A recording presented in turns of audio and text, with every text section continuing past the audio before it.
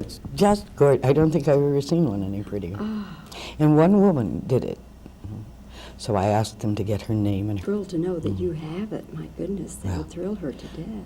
The two little girls can fight over it all their lives. Excuse me, I didn't mean to interrupt. No, Not at all. So you're on a close-up of her then, or medium shot. Okay. Well, it is nice to have a chance to see you again. It's really good to see you. Particularly on the occasion of your book tour, because I read your book and enjoyed it very, very much. For you, was it a pleasant chore, or was it at times trying for you to write this book? It was both, really. I didn't have any idea of writing a book. Believe me when I say it was the furthest thing from my mind. It still is. Left to my own devices, it never would have happened. But the New York Times came to me. And if you're a person like me, when the words the New York Times are uttered, you sit up rather straight and are impressed. I was, and continue to be, most impressed that the New York Times thought that anything I would have to say or write would be deserving of publication. They have been extremely good to me and very long-suffering and patient and supportive. I even, when I finally was persuaded to go ahead and write the book, when I was about 3 chapters into it, I sent back the advances and said, I'm sorry, I can't do it. I tried, and I'm very flattered because you are who you are, being the Times, but I can't do it. I'm a very private person, and I don't believe in voyeurism in any form, and I pull my shades down every night and always have. But to write a skittery book is something that is not in my nature. And if I write a book, I will have to tell what I feel in my soul, and it will either make people think I'm ridiculous or it may touch some people. But in any event, it makes me very vulnerable because I have endeavored, although I have a penchant for telling fibs, I really have endeavored to tell the truth. And the most gratifying thing, the book has only been out for 2 weeks and it's in its 2nd printing already, but the most gratifying thing is that people have told me in the cities I visited that it is an honest book. And that's what really matters to me. If they like it, fine. But I had hoped that that would be there. I really wanted it to be.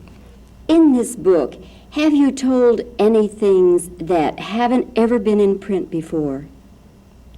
Oh, of course. Of course. Could you give me a couple of examples? Well, the whole thing has never been in print before. I really don't know what you mean by that. Well, certain things about your career, of course, have been in print. Oh, well, of course, those would be, yes. And you're a recovered alcoholic. That would have been in print. And that's been in print. But that was about 3 years of my life. I've lived more than 60. There's a great deal more in my life than the onset and recovery of my disease. You know, you would hardly think that an autobiography of Mary Tyler Moore would be entirely about her diabetes. And my disease is as legal as hers, and to be respected as such. Anyhow, it's certainly not been in print before. That's why it was difficult for me to write it. The whole bewilderment of childhood, I tried to be quite specific about that, not only in terms of my own childhood, but the bewilderment every child feels. I think we must get closer to the 4- and 5-year-old people whose characters are being formed in those years for all time. I believe it's true that if you give me the child until he or she is 7, I will give you the man or woman.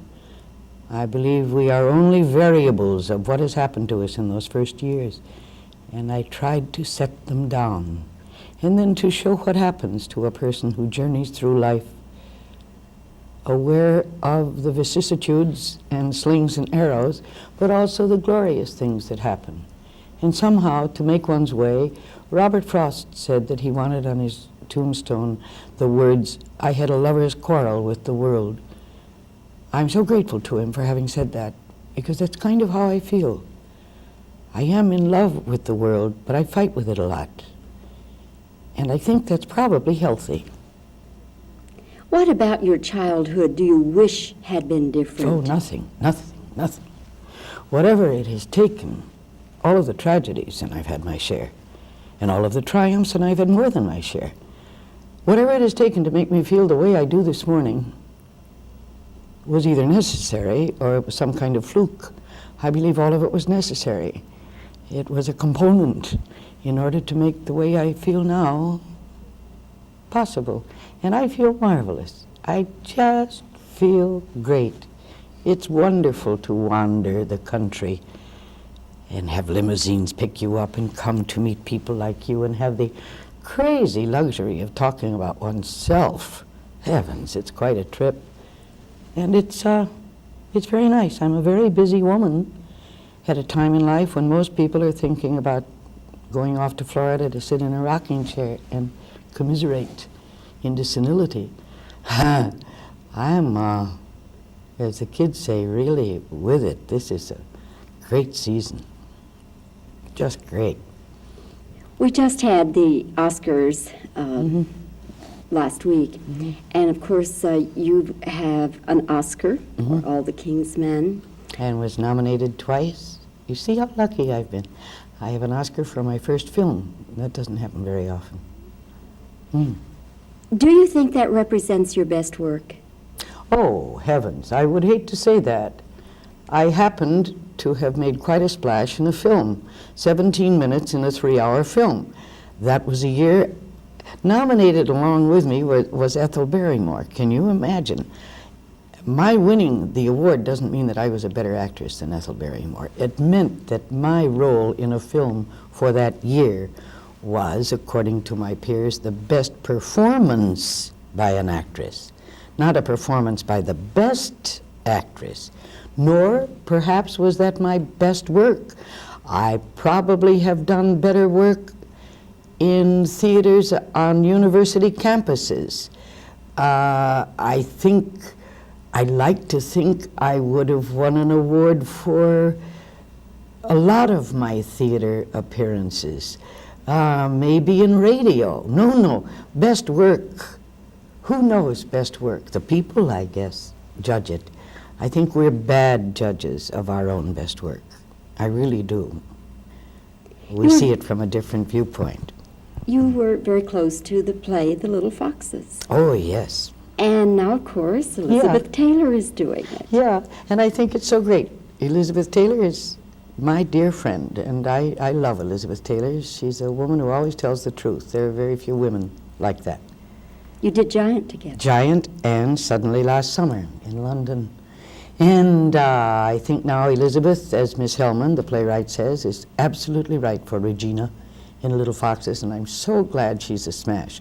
But you see, also I'm jealous because I have played Regina, and I thought I was great in Regina. But Elizabeth's got it now, and it's all hers, and she's able to flip that marvelous head of hers in defiance of her detractors and say, ha ha, you thought I couldn't do it. And she's carrying it off splendidly. I love that. I love to see a person keep pushing against all of the odds and emerge on top. That's just great. How can you help? Even though I am a little jealous, how could I help but applauding? It's like Nancy Reagan. I'm a Democrat. But look what Nancy Reagan is. Isn't that fantastic, my fellow union member? And people, I find myself defending her, which is wild because I'm a Democrat. But people say she's too fastidious, she's too meticulous. Good Lord, when I was in college, those were virtues.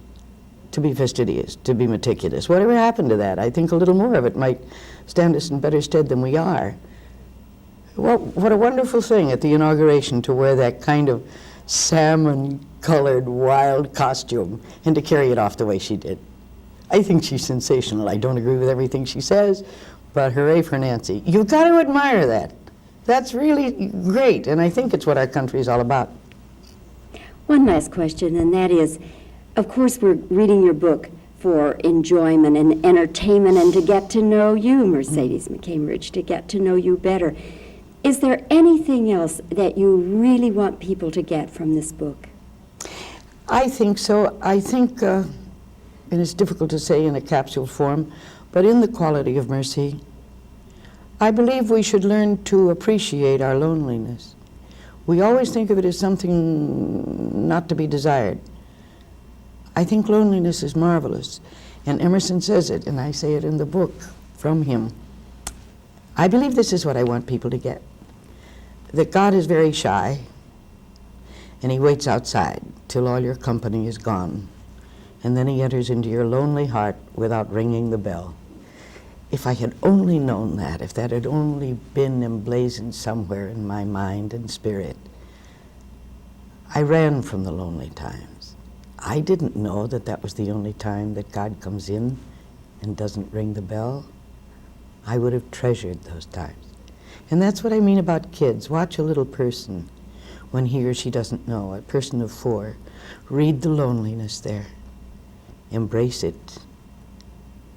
That's the Creator at work in that person. I really believe that. I'm so glad I asked you that question. That's just such a beautiful answer. Thank you very much, Mercedes McCambridge. Thank you. That's so beautiful. Like that. She, oh, I knew that so well about her. She was terribly aware of getting old, and now is in Paris, alone, quite bitter. Oh. And have you seen her recently? No, she doesn't see anybody. She gave me this watch. It's so beautiful. I Wear it noticed it. because I feel many things about her still. She'll probably be very displeased with my writing about her because she doesn't want anybody to. Mhm. But I thought it was important for people to know that.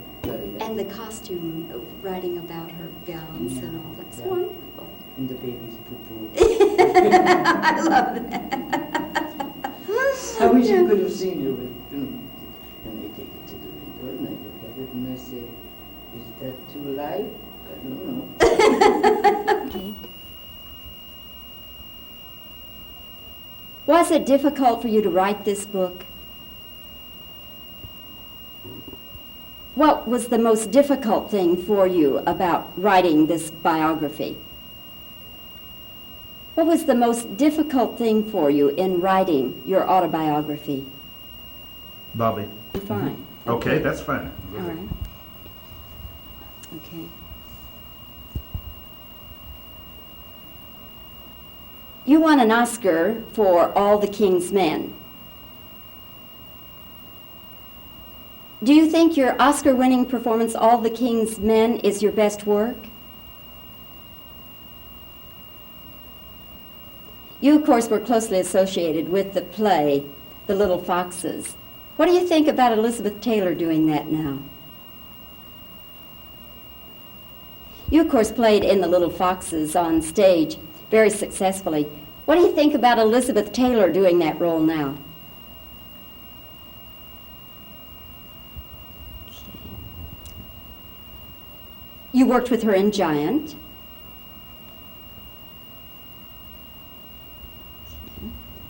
Okay.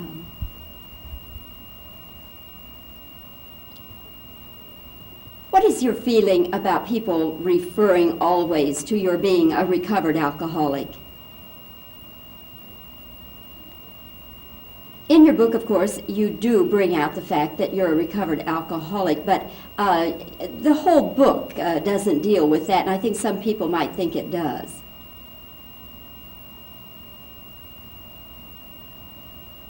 Besides knowing about you and getting the joy and entertainment out of reading your book, what do you most want people to get out of it?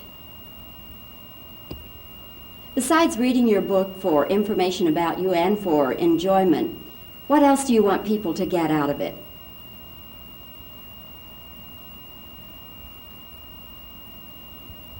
Oh, just keep rolling, just keep rolling. Okay.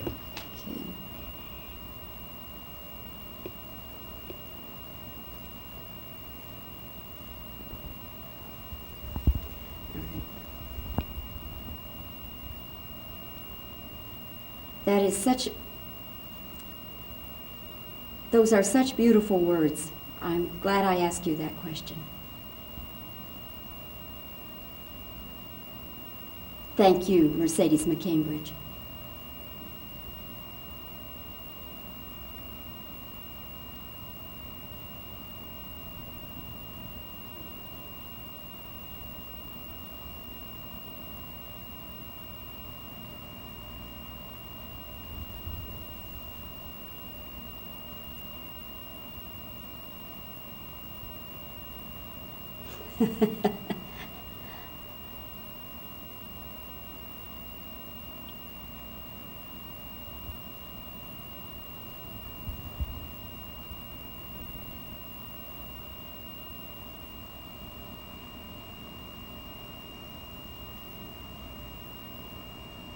Okay, Jimmy, that ought to do it. Any particular approach to this? I've just got a medium shot. I've just got the whole book. And Yeah, the whole book, and then you might try to get perhaps the title and then tilt up to her face. Okay.